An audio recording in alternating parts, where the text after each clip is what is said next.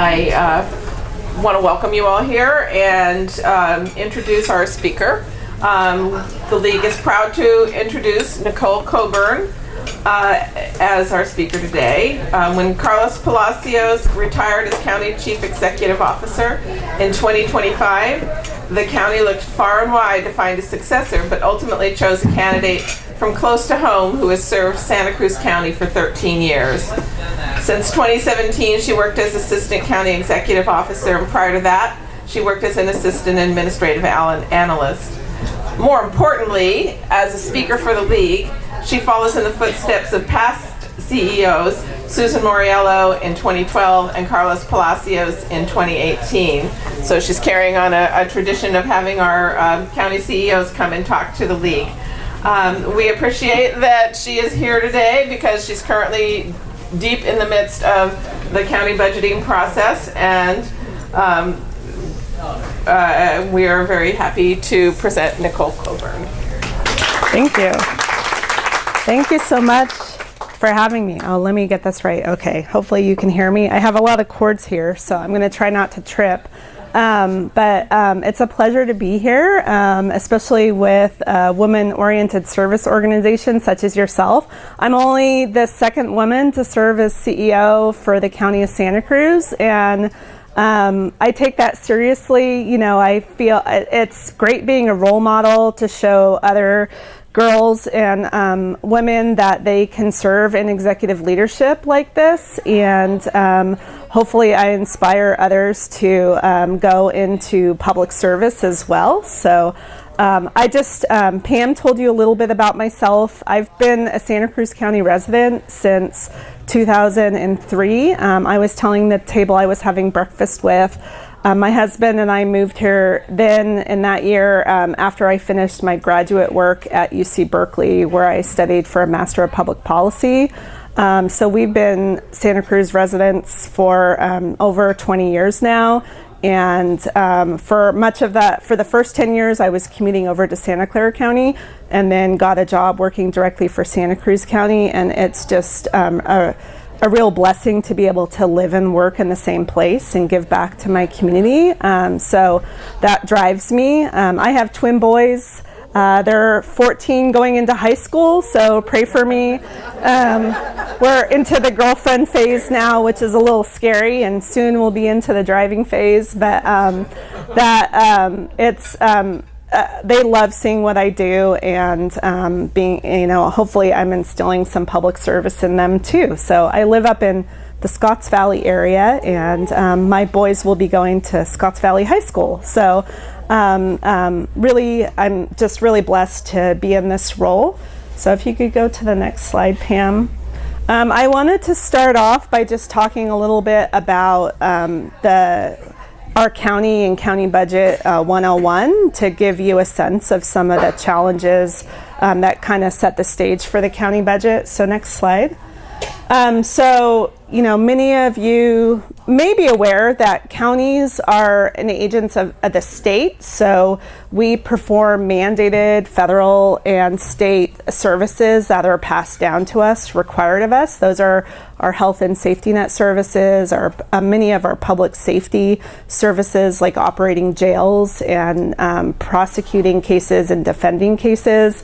So there's a lot of things within our mandates that counties are required to do. We run elections, as you know, and we assess property taxes and collect those taxes. So these are things cities don't do, but because we have a large number of our percent of our population living in the unincorporated area, we also like to say we're the biggest city in the county. So we have about half of the county population living in the unincorporated area. And for that population, we have to provide all the municipal services a city does. So that's planning, law enforcement, animal services, all of our roads and sanitation. So those are all the things on the right-hand side. Those, we have level of service choices that we can make for those municipal services. So we get stretched between the two. Next slide. So if you're not very familiar with county and California financing, There's been things over the years that have really constrained what revenues we can raise as a county and what we have to put into county services. So Prop 13 back in the 70s froze our ability to raise property taxes. Before Prop 13, we were able to go to the board and say, these are our expenses, we want to set the tax rates at this, and then would collect taxes based on what the board would approve. So Prop 13 changed all of that and froze us in time based on our allocations at the time. So ever since the late 70s, we have been unable to raise our property taxes, and so we get about 13.5 cents on the dollar through both through all of those allocations. And then in the 90s, the state started realigning funding, so they started giving us many more mandates that they previously were responsible for, that they then told counties, you need to be providing these services. So it started out with some of the health and safety net realignments, where they said, counties, you're now performing these services and we're going to give you sales tax monies, which for us don't really keep up with our costs. So that was the first round of realignment. There were also some ERAF shifts to shift money from local counties to the state to fund schools. And then in the beginning in about 2011, we had public safety realignment, where they started wanting to close prisons and shifting people who were in prison back to county jails. And so because of that, they gave us those mandates and then said that we'll give you some additional sales tax for that. So all of these shifts of services with shifts of funding are good in some ways, because we are connected locally to people and we can better serve people. But the problem is they've tied it to sales tax money, which doesn't grow in equivalency with our costs. And so we end up picking up a lot of the cost of performing these mandates. So a challenge we're having to deal with, on top of having limited ability to raise other taxes. So next slide.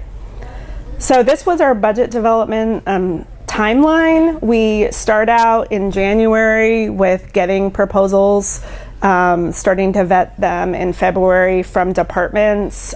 We have to present the proposed budget by the beginning of May, and then that is our first budget hearing. And then we continue with budget hearings in June, which some of you may have been following everything that's been happening at the county. But our last budget hearing was on June 24th, this past week, and we got everything approved. The only thing we haven't been able to get approved yet is the parks budget. That's on the Tuesday board agenda to take up some changes based on what the board wanted to restore. So hopefully we'll be done, at least for this round, on this upcoming Tuesday. We do have the final budget that will take into account any impacts from the state budget, which we're still monitoring the outcome of that. There is a 3-party deal right now, which basically means the Senate and Assembly leadership have agreed to a deal with the governor on what is going to be in the state budget, and they are going to vote on it on Monday, and then the governor should sign by Tuesday, and it has some mixed news for counties. Next slide. So, and one more. In terms of how we got to our proposed budget, we always do a mid-year report that gives a financial forecast for this current fiscal year and then the following fiscal year. So we gave that forecast, which showed that the county budget was looking at a budget deficit both in this current fiscal year, and it was about $6 million. It was growing to about $23 million in next fiscal year, and then in the out years it was growing to about $67 million. And so a lot of that's driven by our costs not exceeding our revenues, and so we have a structural problem. We also have problems with H.R. 1, the federal reconciliation bill that Trump signed last Independence Day. That's shifting costs to counties and also reducing our revenues. So all of that is applying a lot of pressure to counties, and so we're going to have to be very creative in how we deal with our budget challenges. Next slide. So in March, we went to the board because I needed some guidance from them on, I wanted to set budget principles about how we were going to develop the budget. And so these are the 4 principles that we came up with as we were finalizing our proposed budget. We really wanted to look at maintaining our mandates and generating as much revenue as we can. For every general fund dollar that we put into health and human services, we get about $2 or $3 back from the federal or state governments because of the Medi-Cal program, the CalFresh, and other programs. So they're highly leveraged programs. And then we wanted to balance impacts within county departments and the community. We also wanted to look at where we could shift work to areas where there might be revenue, or we could adjust fees or do other cost recovery. So that's the 3rd budget principle. And then we needed to look at ongoing things to close the gap. And I'll be talking a little bit more about that later. So next slide. So at a high level, this is our county budget for fiscal year 26-27. It's a $1.3 billion budget for all funds. That includes our general fund departments. We have internal service fund departments that cover their costs in a number of ways. So this is across the whole county. Where we have most flexibility is in our general fund, so that's $851 million. And that is all of our health and human services, our public safety and justice, and our general government services. And then our funded FTEs are just at about 2,700. We did have to reduce, we didn't have layoffs going into next fiscal year because I wasn't sure what was going to happen with the state budget in terms of helping us to address some of our fiscal issues from HR 1, but we did eliminate a large number of vacant positions, and so we have about 68 FTEs, I believe, that we ended up a net reduction in positions, and we currently have a hiring freeze, so we're carefully examining all of our hiring because we're going to have to continue to downsize as a government because of all of the impacts that we're having both locally and from the federal government. Our reserve level is currently at 12.5% in this current fiscal year. It's going up just a little bit to 12.7. That's because we're putting some FEMA reimbursements we got into our reserves because we need enough cash to maintain county services. So a lot of those funds we can't really use for a number of things, but we do have, aside from the FEMA reimbursements we put into reserves, our reserve level is at 10.3%, and that is just above our minimum board policy of 10%. So we're running really tight. In this year's budget, we did have to use a large amount of one-time funds, both reserves and department restricted funds, to address what's happening within our budget financially and some of our challenges. So those are resources that will not be available going forward, and so we have a big challenges ahead. Next slide. You can see how the FTEs break down, and the net reduction was 62.88. I think I said 68. But those are all of the net reductions we made, and you can see kind of how it varies by service area within the county. Most of the vacancies we deleted were in health and human services, unfortunately, because they've had to absorb some of the HR 1 impacts. And I'll talk a little bit more about that a little bit later. Next slide. So if you could go one more. So as I mentioned, we started the development process with a projected deficit of next year of about $23 million. Plus we had about $25 million in HR 1 impacts. I don't know how familiar you are with what HR 1 did, but it's changing our safety net program. So for instance, Medi-Cal There are lots of newer requirements, and we're basically going to be seeing many more people who will no longer be eligible for Medi-Cal. So we've had a tremendous amount of growth in Medi-Cal since the Affordable Care Act and the expansion efforts. So many people are on Medi-Cal, which has been fantastic for our healthcare system because they've been receiving care upstream and not as addressing healthcare issues. Undocumented persons are no longer eligible to sign up for Medi-Cal as of this past January. So that's forcing off a whole large group of people into basically indigent emergency medical care, which the county is responsible for.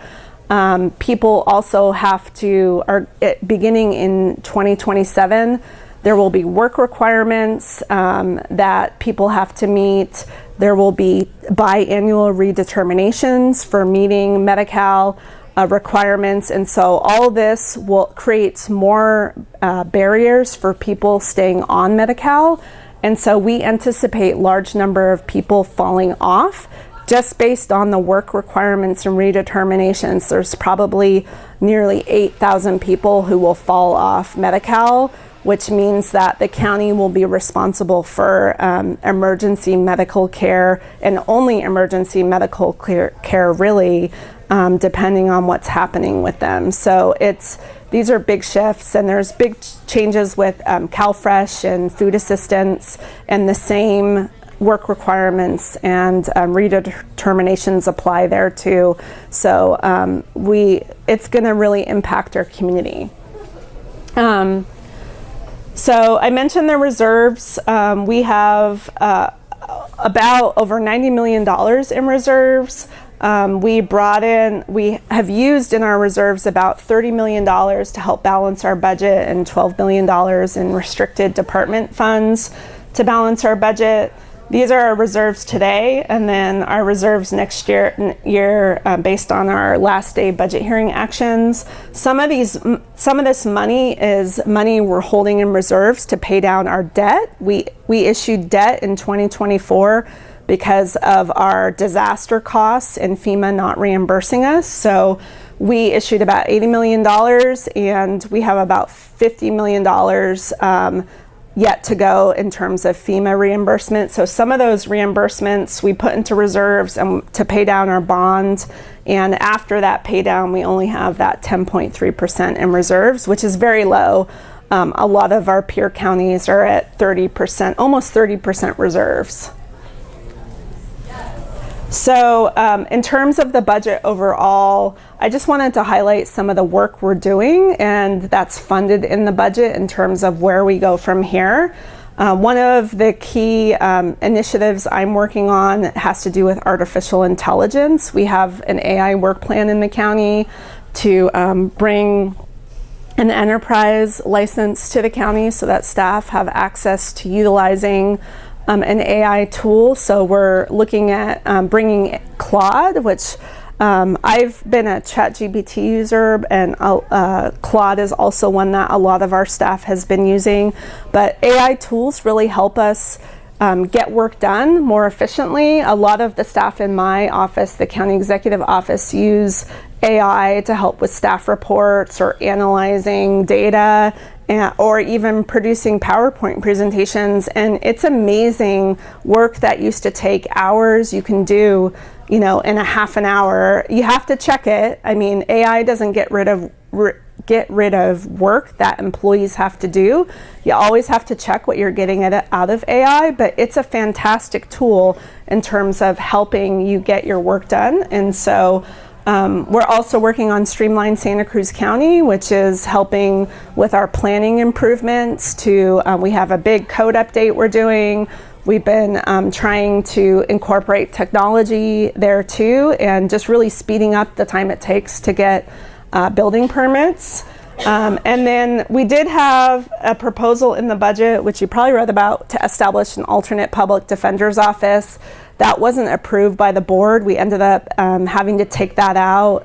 They wanted to keep the contract with our conflicts firm going another year, and so we managed to piece together money from a couple departments, probation and health services, and some other hiring controls, and then we increased some revenue for the public defender to take out this proposal. But this is something I still plan to look at, because the proposal really was intended to address our structural problems, and I did not view the contract as being the most effective use of our resources and meeting the needs of that population in terms of holistic defense. So this will be coming back in terms of analysis and options in December.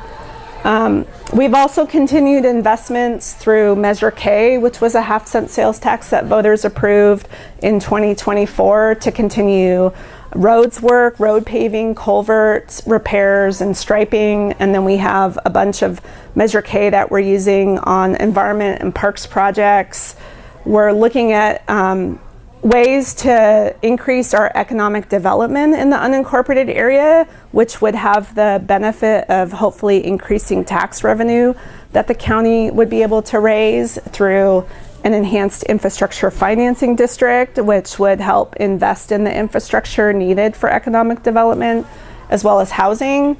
And then housing and homelessness, we've been doing work on trying to figure out how we can bring housing to the 701 Ocean Street campus. We have that huge parking lot out front, and I would love to partner and figure out with developers how we could better utilize that parking out at 701 to potentially bring workforce and affordable housing to the campus and reimagine what the campus looks like, as well as improving parking there. So that's something that I'm working on, and we have a number of other investments through Measure K we've made in housing and homelessness that continue in the budget.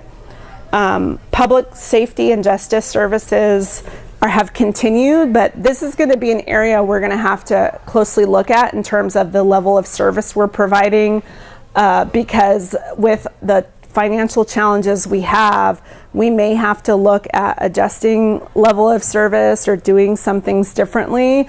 Public safety and justice uses up a large portion of our general fund discretionary resources, so we're going to have to take a close look at that in the new, as we go into the budget development for the next fiscal year.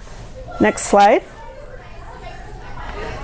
Go one more. So I can't emphasize enough how impactful HR1 is for counties. If you don't know much about it, I encourage you all to look into it further. And Pam was telling me healthcare is a focus of your organization for probably this upcoming year. And I would be happy to come back and bring health folks, or if you wanted to do education around it. This is going to dramatically change our county as well as all other counties, with everyone falling off, a large number of people falling off Medi-Cal and not having access to health care. This is going to impact all of our health clinics, all of our hospitals, and anyone who has private insurance, because it's going to push a lot more of the cost on our hospitals and the county and our clinics. And that cost goes somewhere. It doesn't just disappear. And the fact that people aren't going to have as much access to preventative health care, it just means there's going to be that much more emergency care. And we as a county right now are absorbing these costs. We had $25 million we estimated in HR1 impacts for next fiscal year, and we have absorbed all of that. So we have been pushing on the state of California and the governor to help counties, and the legislative budget plan that was just agreed upon on Friday, it does include some funding for counties in terms of our work having to process eligibility related to the newer requirements. But we were pushing really hard for the state to approve more funding for indigent health care. The legislature put it in and the governor took it out. So it's devastating. I was texting with the CEO of the California Association of Counties, and I said, they're putting people, they've decided to put people's lives at risks? And he said, yeah, it's all politics. The governor, as we know, is running for president.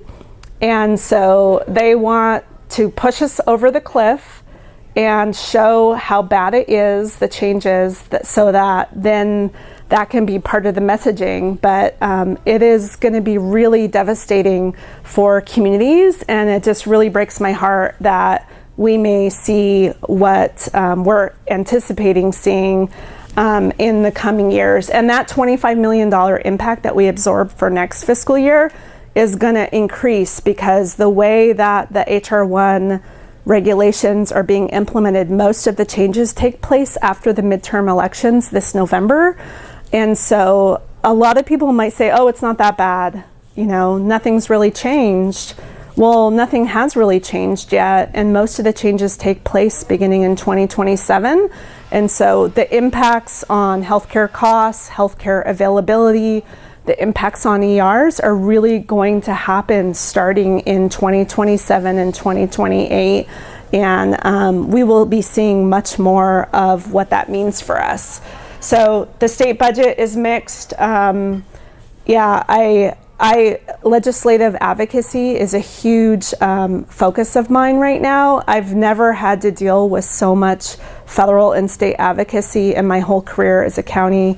And I'm hiring, I took one of my vacant analyst positions and reclassed it to a ledge officer, because I need so much help managing all of this and trying to position our county for more funding and resources. It's really, it's one of the most important things I'm doing right now.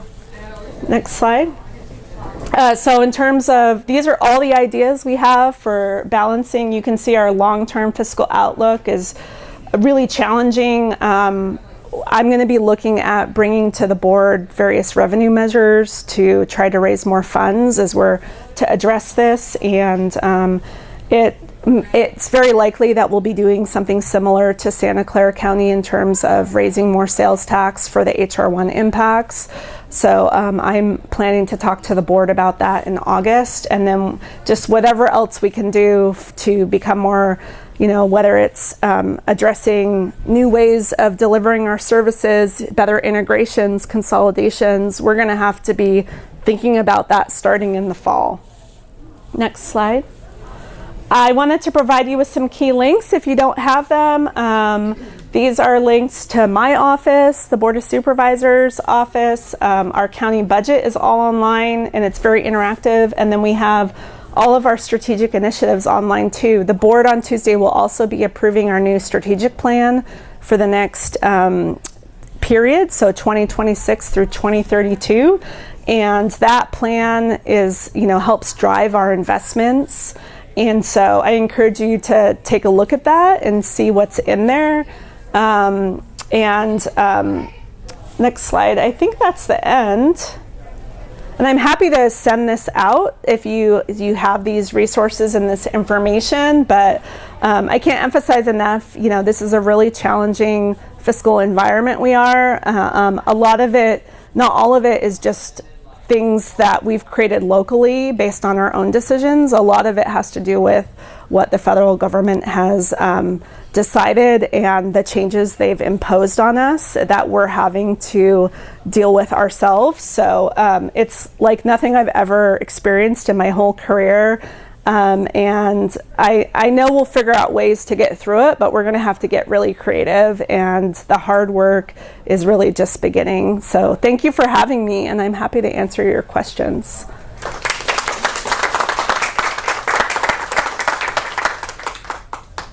Yeah.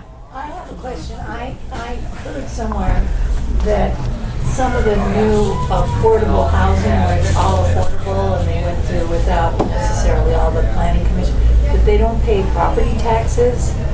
Is that true or not true? I'm not sure. So it depends. There are property tax exemptions for particular kinds of uses, but it's very strict, and the assessor requires specific documentation for that. So I'm not. There's one in Scotts Valley that they're building on Scotts Valley. Mm-hmm. It's all affordable housing, which we need, and I'm all for it. But then what I was told when I went to a sort of a city the city planner meeting, that they don't pay property taxes, and I thought that's sort of, because again, that takes away revenue from, they still use the county services, and that they don't, that's what it. Yeah, I'd have to validate that depending on, I know that over the past few decades, the amount of sales tax, or the percentage of the economy that sales taxes apply to has been reduced because of more and more services becoming part of the economy. And I didn't know if at a county level you can choose to expand what you levy sales taxes on, or if that's something that has to be done at the state level.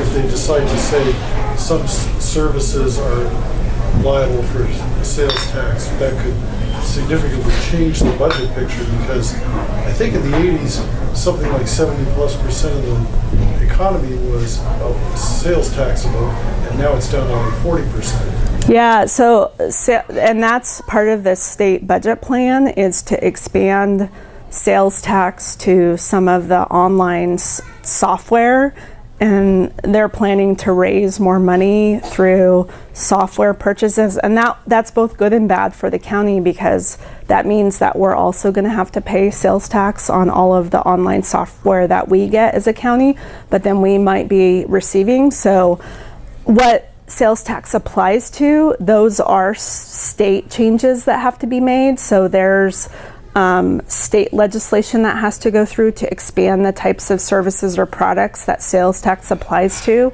We as a county can choose the amount of sales tax that we want to take to voters. So right now in the county unincorporated area, you pay 9.5% in sales tax. And so we have the ability to increase that and apply a new sales tax to that amount.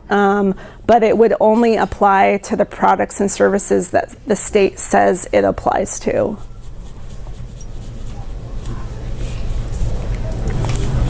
And probably in advance of HR 1, further changes in HR 1, it seems like some of the larger healthcare organizations have been decreasing their costs with planned layoffs and changing contracts with physicians.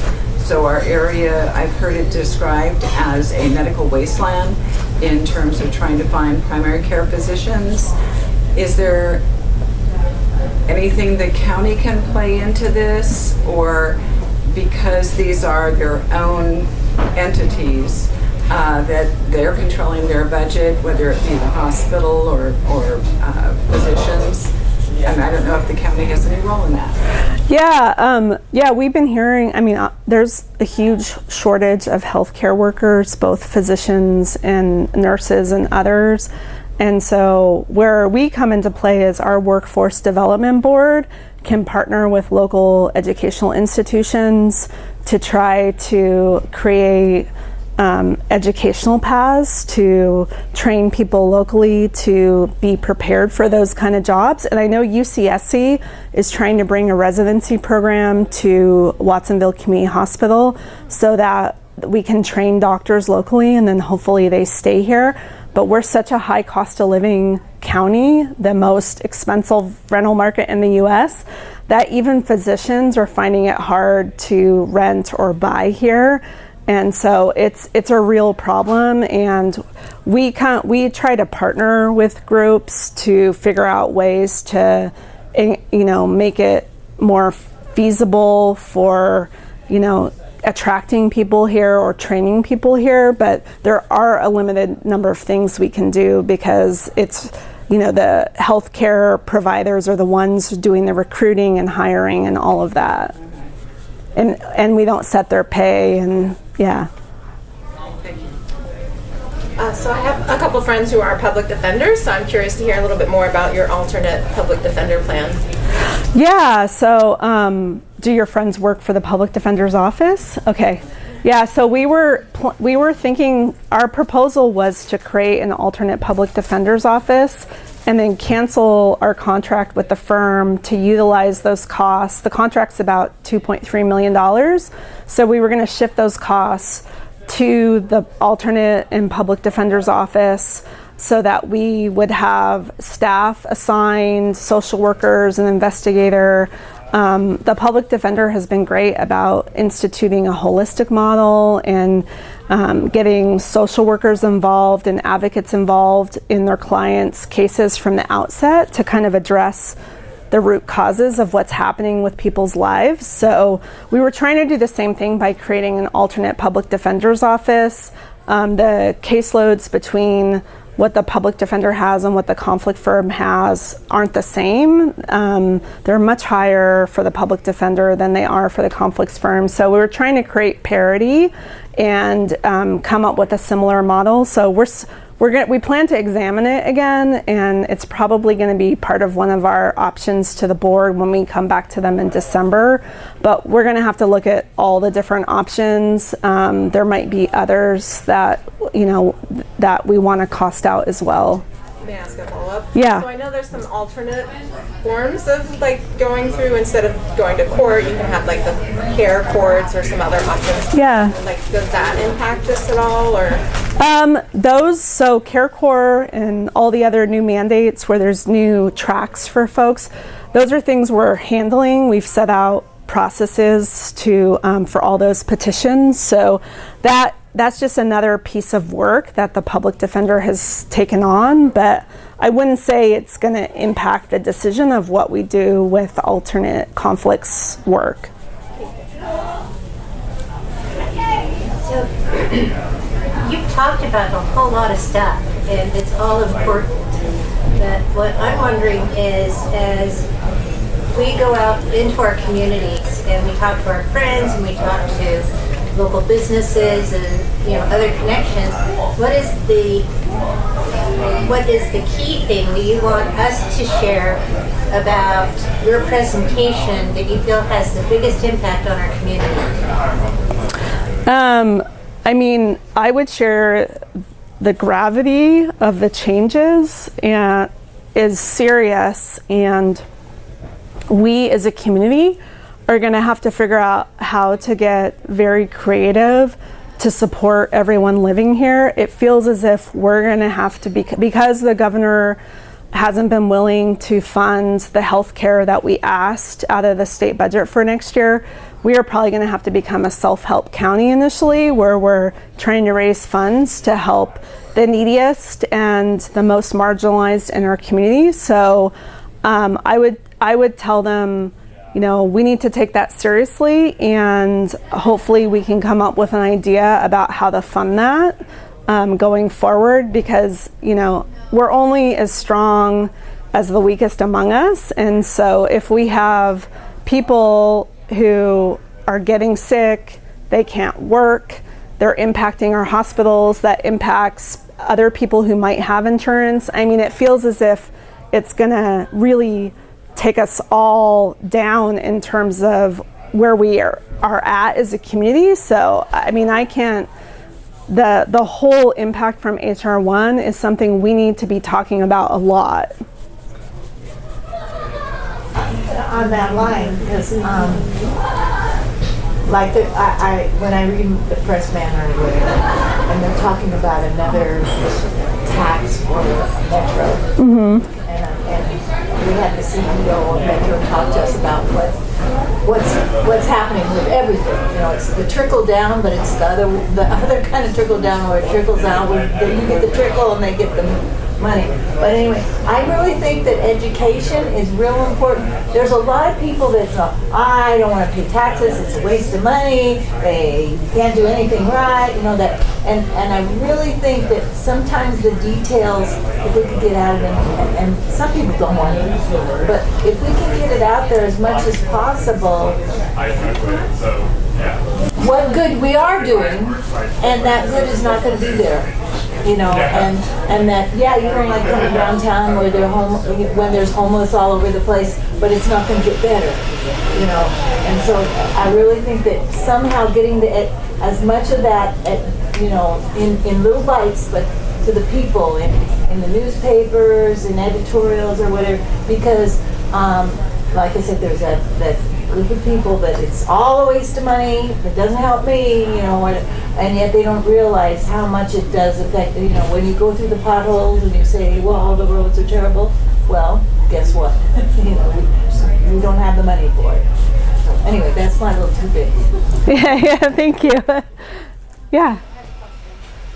I am very concerned about AI, and I'm wondering how, as a county, do we have the infrastructure to support it? Do we have the water?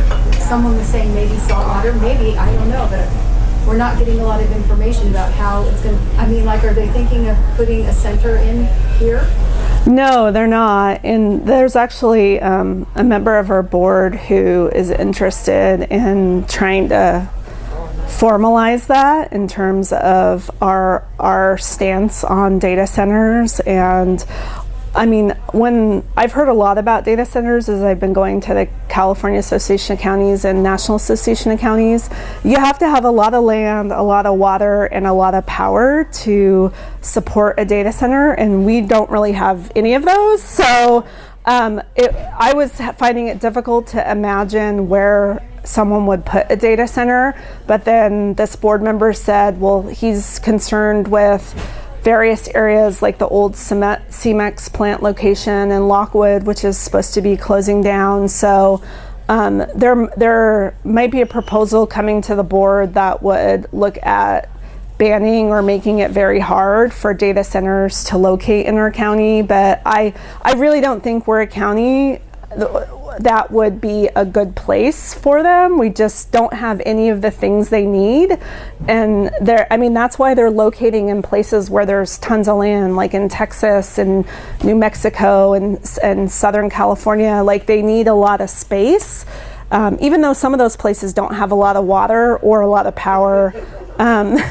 So yeah, we share that concern, and so we'll be looking at, I'll be working with the board on what it looks like to make something more formal around data centers. I have a question. Yeah. Our tax structure, property tax structure, like in other states, are they having the same problems we are? Well, states, county level, yeah, states do it all differently. In some counties and states, counties are still able to set the tax rates. I was at a conference for the National Association of Counties, and this woman in New Mexico was talking about, how they still set their tax rates. So, they're looking at their expenses and how much revenue they need to raise, and they set their tax rates. So it's all different across the nation.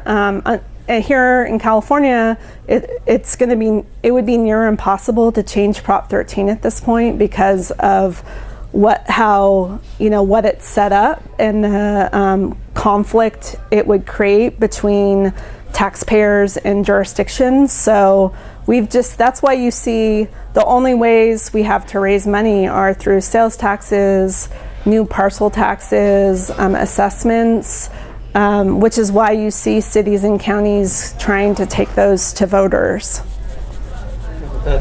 Sales tax is really regressive too. Yeah, sales tax has its challenges. Yeah, that's one of the arguments. There are exemptions for certain products that aren't charged sales tax, but that is one of the main arguments we always hear against sales taxes. So there's no movement to change that? Well, we as a county are looking at tax reform and what ideas we might come up with. Probably the most feasible tax reform has to do with, right now, some of our sales tax is being diverted from our county to other counties because of distribution centers.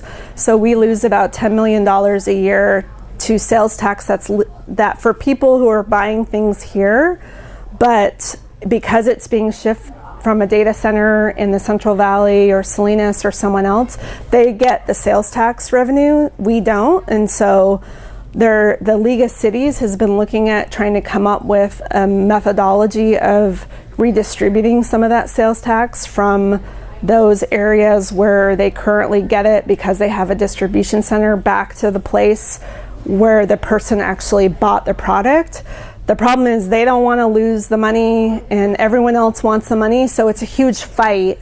When you have a pot of money that everyone's fighting over, there's always going to be winners and losers, and so it becomes very political how you achieve some sort of agreement or compromise that everyone can live with, because there are those winners and losers. Wonderful. Thank you. Yeah.